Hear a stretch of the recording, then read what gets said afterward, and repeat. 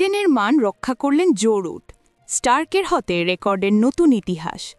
অ্যাশেজের দ্বিতীয় টেস্টে রঙিন হল ইংল্যান্ডের দিন।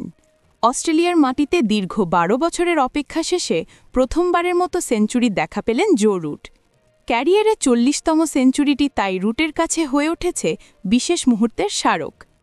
অ্যাশেজ শুরুর আগেই সাবেক অস্ট্রেলিয়ান ব্যাটার ম্যাথু হেইডেন মজা করে চ্যালেঞ্জ ছুড়ে দিয়েছিলেন, রুট সেঞ্চুরি করতে না পারলে মেলবোর্ন ক্রিকেট গ্রাউন্ডে তিনি নগ্ন হয়ে হাঁটবেন। রুটের এই ইনিংস হেইডেনকে রক্ষা করল অস্বস্তিকর পরিস্থিতি থেকে। ব্রিসবেনের প্রথম দিনের খেলা শেষে ইংল্যান্ড সংগ্রহ করেছে ৯ উইকেটে ৩২৫ রান। ব্যাটিং দুর্দশায় ২৬৪ রানে ৯ উইকেট হারানোর পর রুটকে সঙ্গ দেন জফরা আর্চার।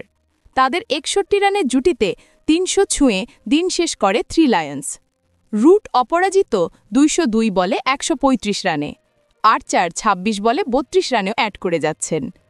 ইংল্যান্ডের পক্ষে দ্বিতীয় সর্বোচ্চ স্কোর জ্যাক ক্রলির ব্যাটে ৯৩ বলে ৭৬ রান। হ্যারি ব্রুক করেন ৩১, স্টোকস ও উইল জ্যাক্স সমান ১৯ রান। অস্ট্রেলিয়ার হয়ে বল হাতে দারুণ সাফল্য পেয়েছেন মিচেল স্টার্ক।